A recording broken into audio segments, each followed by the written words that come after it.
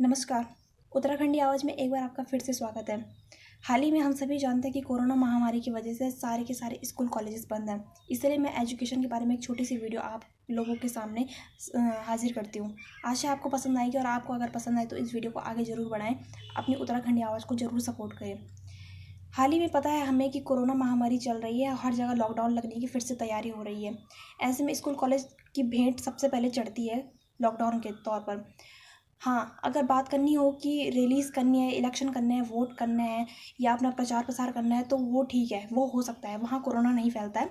अगर भीड़ इकट्ठा होती है, रैलियाँ होती हैं, तब वहाँ कोरोना नहीं होता है। लेकिन स्कूल कॉलेज जो कि स्कूल के बच्चे और कॉलेज के बच्चे जो होते हैं, हम सभी जानते हैं कि उनका इम्यून सिस्टम बहुत ज़्यादा मजबूत होता है। कोरोना उन्हें इतनी आसानी से भी चपेट में नहीं ले सकता। हम सभी जानते हैं कि कितना यूथ का जो हमारा इम्यून सिस्टम होता है वो बहुत ज़्यादा मजबूत होता है। लेकिन फिर भी स्कूल कॉलेजों को आसानी से बंद कर दिया जाता है क्योंकि बच्चों की एजुकेशन ही भेंट चढ़नी है। बच्चों के एजुकेशन को ही बलिदान किया जाएगा। लेकिन इलेक्शन होने पक्के हैं, इलेक्शन का रिजल्ट आना पक्का है, वोटिंग होनी पक्की है। आप रिलीज़ कराते हैं, वहाँ बहुत सारी हज़ारों में भीड़ होती है।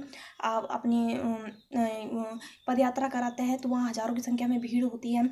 या आप भाषणबाजी करते हैं तो उसमें भी हज़ारों संख्या की भीड़ होती है। लेकिन वोटिंग के तौर पे जब आपको दिखाना होता है कि हाँ टीवी में वोटिंग हो रही है, जब टीवी मीडिया दिखाती है तो ये दिखाते हैं कि हाँ सोशल डिस्टेंसिंग का बहुत ज़्यादा फॉलो किया जा रहा है। वो फॉलो तब क्यों नहीं किया जाता जब रैली होती है।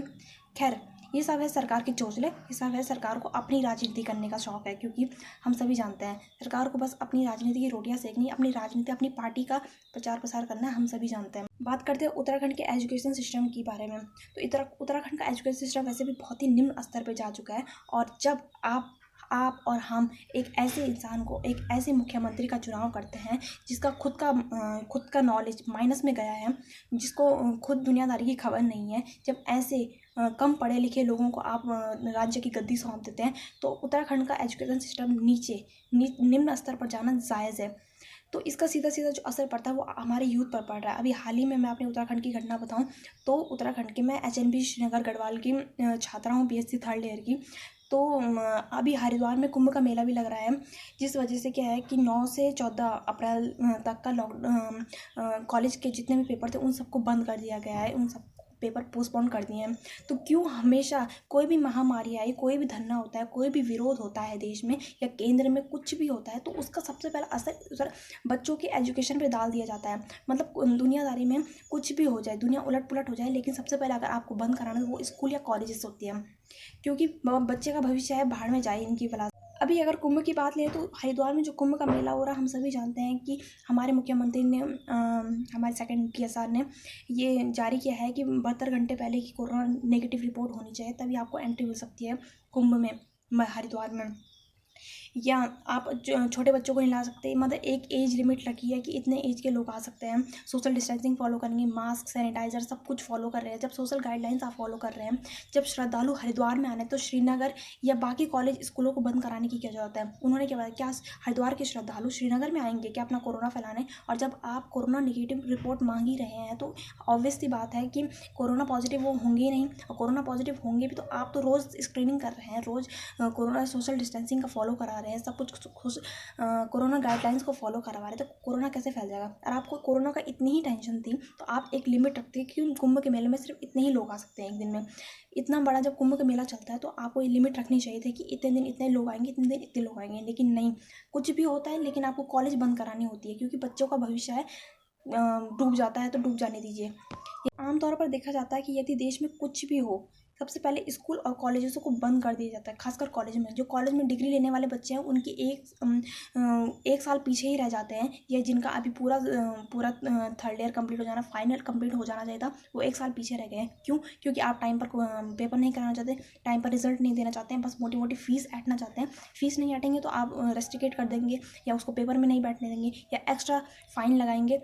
क्यों? ये सब स्कूल में ही होता है और देश के युवा के ही साथ खेला जाता है ये गेम वोटिंग के टाइम पे नहीं कहता। वोटिंग अपने टाइम पर परफेक्ट होती रहती है, आपको राजनीति करनी वो होती रहती है, लेकिन सबसे पहले यूथ के बारे में आप बहुत ज़्यादा सोचते हैं ना, क्योंकि देश का भविष्य जो है ना यूथ, आपको तो बहुत ज़्यादा पड़ी है उसकी, इसलिए तो आप सबसे पहले उसका बलिदान कर देते हैं, उसकी एजुकेशन का बलिदान कर देता है। इस वीडियो में ज़्यादा नहीं कहूँगी, बस इतना ही कहना चाहती हूँ कि हमेशा हमेशा हर चीज़ का भुगतान हमारी एजुकेशन ही क्यों करे। हाँ, होंगे ऐसे भी बच्चे होंगे जो हमारे एजुकेशन सिस्टम से शायद उन्हें कोई प्रॉब्लम ना हो, या वो पेपर पोस्टपोन होने या पेपर कैंसिल होने की वजह से खुश हो, लेकिन ऐसे भी बच्चे हैं जिनको अपने फ्यूचर की है, जिनकी एज बढ़ रही है, जो अब ग्रेजुएशन के बाद एक सरकारी नौकरी के लिए तैयारी कर रहे थे और उनकी एज बढ़ रही है और अब वो पेपर नहीं दे सकते हैं। उनका ख्याल कौन रखेगा? ये सरकार क्यों इतना ज़्यादा कठोर हो रही है हमारी यूथ के लिए? प्लीज़ उत्तराखंड के एजुकेशन सिस्टम पर जरूर आवाज़ है हमें, क्योंकि पता है कि एक बचपन से, एक बेसिक के स्कूल से बच्चे से एक कॉलेज के स्कूल तक का एजुकेशन सिस्टम बहुत ही निम्न स्तर का है। यहाँ एक छोटे से बेसिक स्कूल के बच्चे को, जिसकी पूरी की पूरी फंडिंग सरकार करती है, उसे इस तरीके से पढ़ाया जाता है कि उसे नॉलेज से ज़्यादा ये डर लगा रहता है कि बस वो पास हो जाए किसी भी तरीके से। बस 10th और 12th की वैल्यू है यहाँ उत्तराखंड के सरकारी स्कूलों में। बाकी मिड डे मील के नाम पर यहाँ कुछ अच्छा खाना नहीं मिलता, हम सभी जानते हैं, ठीक है। सिलेंडर अगर सरकार की तरफ से आता है तो घरों से, बच्चों से लकड़ियाँ मंगाई जाती हैं कि लकड़ियों में खाना बनाएंगे, जबकि पूरी की पूरी फंडिंग सरकार की तरफ से होता है, सिलेंडर से लेकर किताबों से लेकर कपड़ों तक की, ड्रेस तक की। लेकिन क्या है कि आसानी से बच्चों पर थोप जाता है और पूरे का पूरा रास्ते में आते आते वो पैसा खा लिया जाता है। तो यही वजह है आज की 10th से लेकर 12th तक से लेकर ग्रेजुएशन से लेकर उतने स्कूल कॉलेजेस नहीं है उत्तराखंड में जितने कोचिंग सेंटर हो गए हैं, क्योंकि हम सभी को पता है कि एजुकेशन सिस्टम इतना ख़राब है यहाँ कि बच्चे को स्कूल में पढ़ाया हुआ कुछ समझ ही नहीं आता। टीचर मिसिंग है और प्रैक्टिकल का सामान देखें तो प्रैक्टिकल का सामान कहीं पर नहीं होता है। लैब पूरी की पूरी खाली पड़ी है, केमिकल्स नहीं होते हैं, कुछ सामान नहीं होता है वहाँ। तो बच्चे क्या है कि वैसे ही रह जाते हैं, उन्हें पता होता नहीं है और फिर उन्हें कोचिंग सेंटर ज्वाइन करना पड़ता है। कोचिंग सेंटर में हज़ारों रुपए भरने पड़ते हैं, कमरा लेके रहना पड़ता है, और ये सब करता है वो एक अच्छी एजुकेशन पाने के लिए, जो कि उसे स्कूल में मिलती भी नहीं है, ठीक है। और ये एजुकेशन उसे इसलिए चाहिए होती है, कोचिंग सेंटर इसलिए खोले गए हैं क्योंकि उन्हें हम सबको ही पता है, उन कोचिंग सेंटर वालों को भी पता है कि उत्तराखंड का सिस्टम इतना ख़राब है कि बच्चों को यहीं आना पड़ेगा, अपने कॉम्पिटिटिव एग्ज़ाम को पार करने के लिए यहीं आना पड़ेगा। और उन बच्चों का क्या दोष है जिनकी अभी अभी एज हुई थी, कोरोना की वजह से वो 1 साल पीछे चले गए हैं, लेकिन उनकी एज 1 साल आगे चली गई है। अपने कोचिंग सेंटर में इतना पैसा खर्च करता है वो बच्चा, और उसकी एज हो गई है, और आपकी वजह से आप वैसे भी भर्ती तो देते हैं नहीं, और उसकी एज निकली, उसका क्या दोष है?